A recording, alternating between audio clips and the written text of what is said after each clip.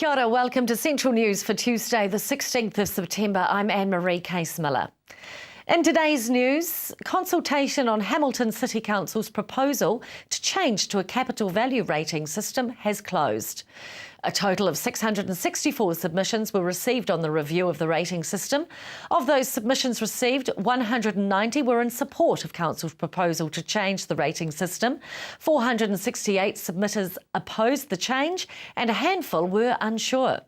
Council will be holding hearings later this month for the 66 submitters who indicated they wished to speak to Council. The full list of submitters and a copy of submissions will be available on Council's website from later today. Hamilton City Council currently calculates general rates based on the land value of a property. Under capital value, rates will be calculated based on the value of the land plus what is built on the land, for example, a house, a shop or a mall. The FIFA Under-20 World Cup, world football's second largest tournament, is to be held in New Zealand between the 30th of May and the 20th of June next year.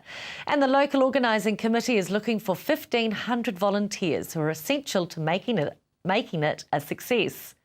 With 24 teams playing 52 games across 7 venues, there are multiple volunteer roles available nationwide, including drivers, spectator services, operations assistants and competition assistants. LOC Chief Executive Dave Beach says volunteers are the heart and soul of every major sporting event, and the FIFA Under-20 World Cup will be no exception.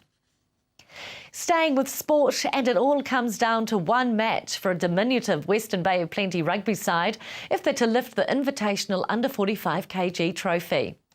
This Sunday in Te Araha, the Western Bay of Plenty under 45 team will run out against Hamilton Black and Hamilton Gold in a double header on the final day of the tournament, formerly known as the Goldfields Tournament.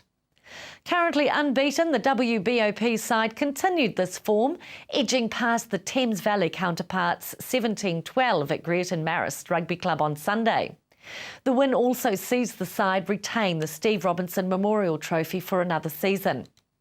Western Bay of Plenty under 45 kg manager Gil Grimmett says so far the side has beaten Te Awamutu, King Country, along with Sunday's victory against Thames Valley. Gill says this weekend's matches essentially come down to the final match against Hamilton Gold, who are also unbeaten within the tournament. A temporary roundabout on State Highway 1 in Cambridge will get a $450,000 revamp so it can stay in place. That's thanks to a partnership between the New Zealand Transport Agency and Waipa District Council. The NZTA and Council have confirmed a design for the new semi-permanent roundabout at the intersection of State Highway 1 and Shakespeare Street in Cambridge. Work on the roundabout improvements will start this summer and the $450,000 cost will be jointly funded. The current roundabout was built to replace an intersection and ease traffic congestion while work to repair Cambridge's high-level local road bridge was underway. After the bridge repairs were complete, the plan was to remove the temporary roundabout as it was costly to maintain and did not provide a safe long-term solution for State Highway 1 users. However, Cambridge locals strongly advocated for it to remain in place, contacting both the NZTA and the Waipa District Council to have their say. Now for our region's marine forecast. Taking a look at the west coast, Raglan firstly. A nor'west of 25 knots, easing late on Wednesday to a westerly of 15 knots. High tide is at 16:43. East coast, Bay of Plenty, you can expect a westerly of 20 knots, easing to 10 knots at night. Fine with a high tide at 13:41. Just ahead on Central News, Business Excellence Awards. Kia ora, welcome back to Central News. Voting's now open for the best customer service in the Matamata Piako district. Hillary caught up with Mayor Jan Barnes about the Business Awards. Voting is now open for the Business Awards. Tell us a little bit about the Business Awards. Right, our Business Awards that are looked forward to so eagerly every year. The voting has closed for the Business to Business Awards, but for the customer service, where the public have their say, and their vote is open. So we really want people to tell us about the service that they're getting, the customer service. We get really good service in Matamata Piako, but we want to hear about what they value. Because there are different categories, as you mentioned. So who's nominated in which category? Right. Well, business to business is where businesses nominate other businesses. So they will have received an invitation to the awards, which is on Wednesday, the 15th of October. And they also will have a form to nominate a business for business excellence within Matamata Piako in the 3 towns. We have the other category, which is customer service, and that's for you and me to be able to vote our preference. So website, our local newspapers, and please do vote. We want to hear from you. How does a business get nominated then? Well, other businesses nominate their preference. They may even nominate themselves, and they are collated by the business associations in the 3 towns. And they are the ones that give us the finalists and then finally choose the winner in the business to business category. Now, business to business category, what would you be looking for a winner there? We want to see, their branding. We want to see what the community are telling us, and I know the business associations will know that. We want to see excellence. We want to see vibrancy. So the business associations will have their work cut out. What do you reckon makes a business excellent? I think it's the first moment of interaction. It's whether you're on the phone and you feel very much appreciated that you've rung up, or perhaps you're coming into the office and your needs are met straight away. So you've got to feel valued. And are we talking every kind of business here? Because there are a lot of different types of businesses in Matamata and Piako. You've got, beauty spas next to swaps and palm kernel and quarries, and there's so much, isn't there? There is so much, and that's what makes us so diverse and so successful. It's what a community is all about. Is it in the past couple of years, has it been more the businesses that have been in the actual town centres? It could be, but it doesn't have to be. So, we need to think outside. Businesses need to think, who are they using every day? Who are their suppliers? Who are they dealing with? Now, it's a lot of businesses, as we just mentioned, or different types of businesses. There's lots of business nominated, lots of people for the customer service. Who actually has the hard job of picking the winner? The business to business is chosen by the business associations from Morrinsville, Te Araha and Matamata, and they're very strong. And of course they're partnering. They're our key partner in this celebration of business excellence. So we've given them the hard job. And as you mentioned, customer service, we get to vote. We get to pick the year. We get to vote, yes. You and I, Hilary, we get to vote. Yeah. Now, when all the votes are counted, you're going to have a bit of a shindig, aren't you, to announce the awards? And it is a very much anticipated evening. We usually have a sellout, 350 people for a meal. We'll have some live music this year. Of course, we have a guest speaker, and we have some wonderful awards to give out. So I encourage businesses and individuals to please come. It's a time for networking. Bring your team, tables of 10, 12. Share a meal and share and celebrate excellence. But also you can make it as a team building exercise for your company. You mentioned the guest speaker. He's actually quite interesting, isn't he? He is, yes. Mr. Jamie Fitzgerald. Now, he was the first Kiwi to reach the South Pole, and he will have some interesting tales. He also is working with a lot of organisations and businesses on their strategy and their business planning. So he's got some tips to share with businesses, but he will have some interesting tales of his journey as well. Yes, I bet. Now, it is a council event, so why does the council think it's important to back these kind of events about business excellence? Our vision from Matamata Piako is to create excellence in our 3 towns. We want to strive to be the best, and we're well on the way, can I say. We want to partner with the business associations, and we want to celebrate success. We know we have wonderful customer service, and we know we've got some fantastic businesses in Matamata Piako. In fact, most of them are. So it's a hard-fought customer service and business award evening. So it's great to celebrate, don't you think? Definitely. So how can we vote one last time? Fill us in. Please go on to our website, mpdc.govt.nz. Have a look in the newspapers, Piako Post, Matamata Chronicle, or you could even pop into our area offices. But please vote for customer service, for for that extra special treatment that you get. Let us know. You always remember it, don't you, when you do get it? Yes, you do. Make sure you visit mpdc.govt.nz to get your vote in.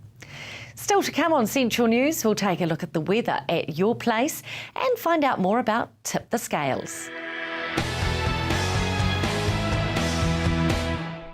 Kia ora, welcome back to Central News. Tokoroa-based organisation Moving Mountains is committed to providing quality training and mentoring for those who need help getting into the workforce. Amanda Harper finds out how they're improving the lives of disadvantaged youth. Moving Mountains New Zealand is pretty much an organisation that's very community orientated. And what we do is we look to work collaboratively and build rapport with other services, helping and dealing with young people and the community members in general. And we sort of look at AIM as an example with a career network to sort of work alongside them, and they give the opportunity for NCEA level 1 and 2 qualifications to be brought forward, and we join that in tightly with our mentoring capacity that we put forward to enhance interaction and really build upon achieving results for the people in the community. And who do you help in particular? Like, how do you find the people to help, or do they come to you? Well, there's a large referral service, and we also outsource it by building our rapport with other services. But in general, dealing with the community itself, but it could mean that we work alongside of the Learning License Initiative, where we teach them to go forward and know what to prepare them to what they need to encounter to go and get their licence.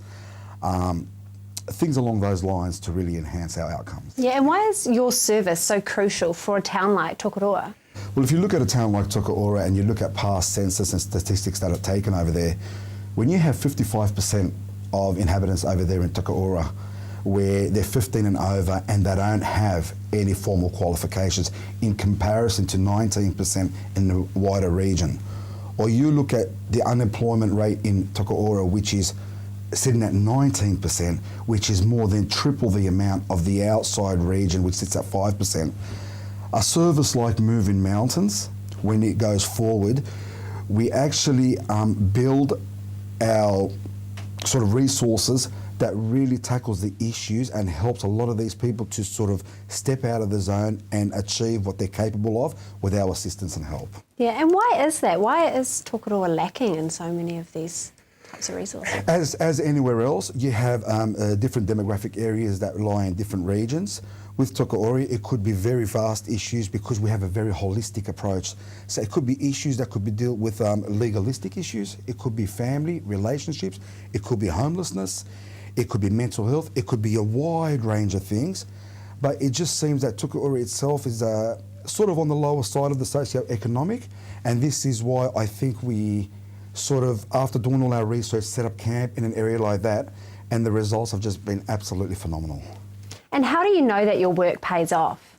Well, first and foremost, it's the clients themselves, the people themselves when they come forward, and it's a verbal sort of acknowledgement. Because we build such a strong rapport with the clients and we help them sort of climb out of the shell they've been in. That helps, along with the sort of feedback from places like Work and Income or the likes, where they come back and give us feedbacks on their clients achieving the next step in really going out there and securing employment or education. Yeah, and clients such as Jason. Exactly. Now, Jason, you were born and bred in Tokoroa. How has Sarkis and the rest of the team helped you personally? Well, I've been in trouble most of my teenage life since the age of 12. Just got out of Waikuria last year, and since I came to Moving Mountains, I've gained my NCA level 1 and 2 credits, driver's license, and a few work experience stuff on my CV. And are you in employment at the moment?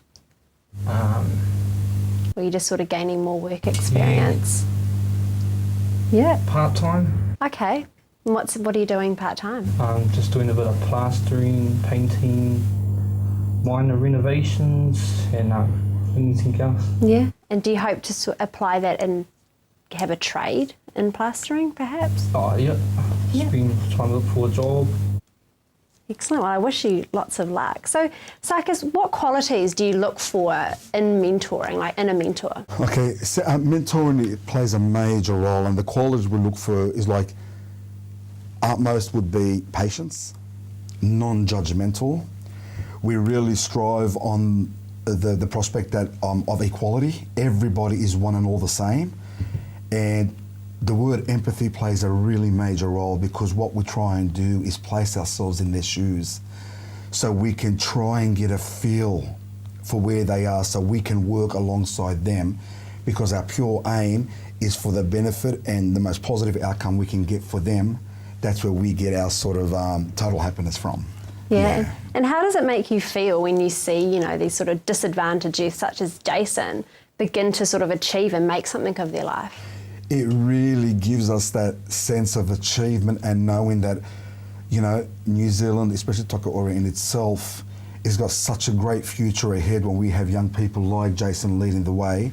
And like I said, we're there to assist, we're there to help, we're there to sort of, help them get back to the level that they've got within them. But it's just such an absolute honour and pleasure to sort of put it forward and see these great results. Yeah, and if someone wanted to get involved with Moving Mountains, like who are you looking for? Like what kind of organisations could get involved and help out? Look, we are open to the whole community. So what we do, we collaborate a lot with a lot of services, a lot of community organisations, and a lot of the community in general. But anyone and everyone is welcome. We don't say no to anyone.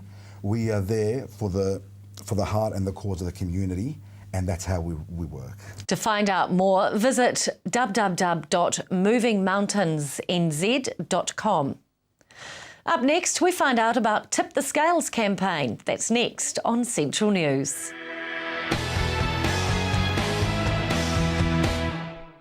Kia ora, welcome back to Central News. Sir Graham Henry, former All Blacks, Case Muse, singer-songwriter Jamie McDowell and fishing guru Matt Watson have pledged their support to Tip the Scales, a pre-election campaign generating public support for rebuilding New Zealand's depleted inshore fisheries. Hillary caught up with Legacy to find out what the National Party is offering. So National's entire fisheries policy is a really cynical proposal to have a discussion in November about setting up some recreational-only fishing reserves.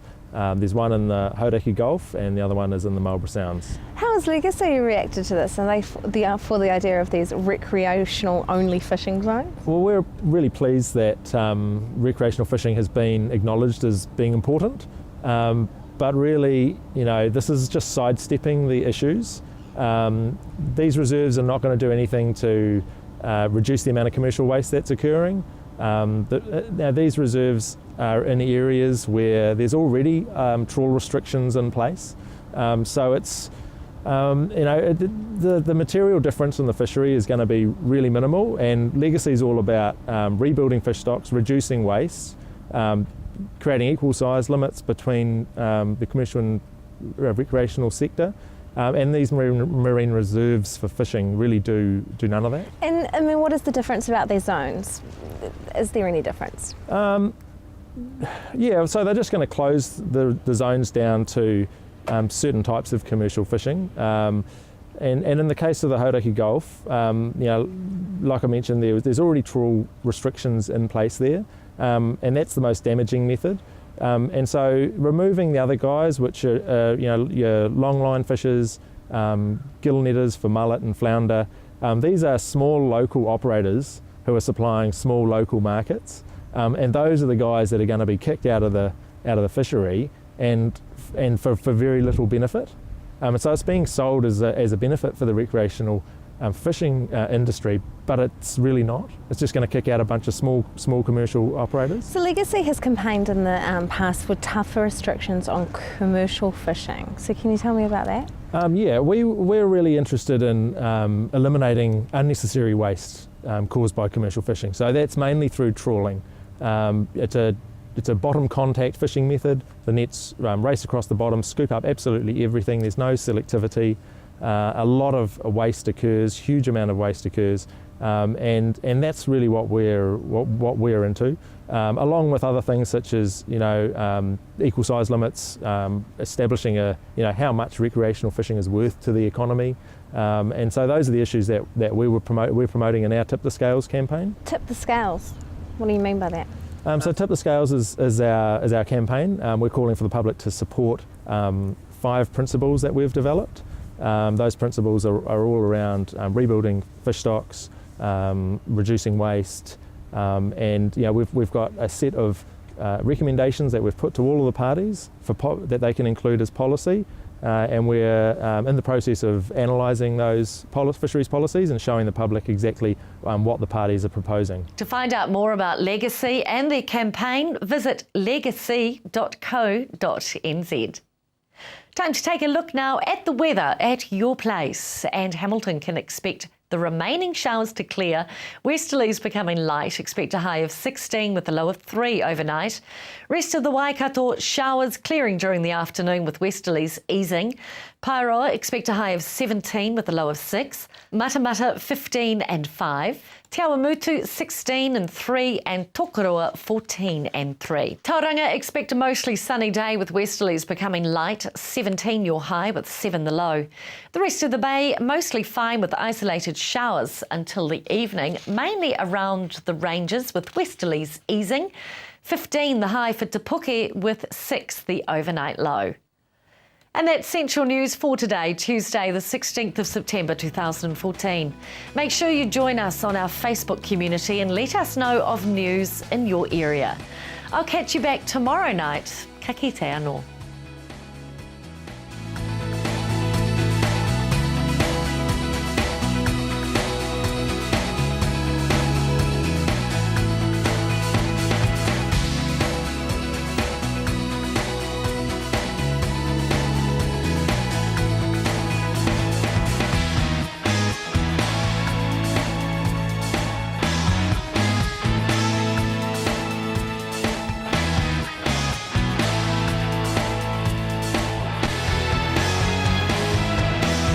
This has been an Alpha Media production, a division of Television Media Group.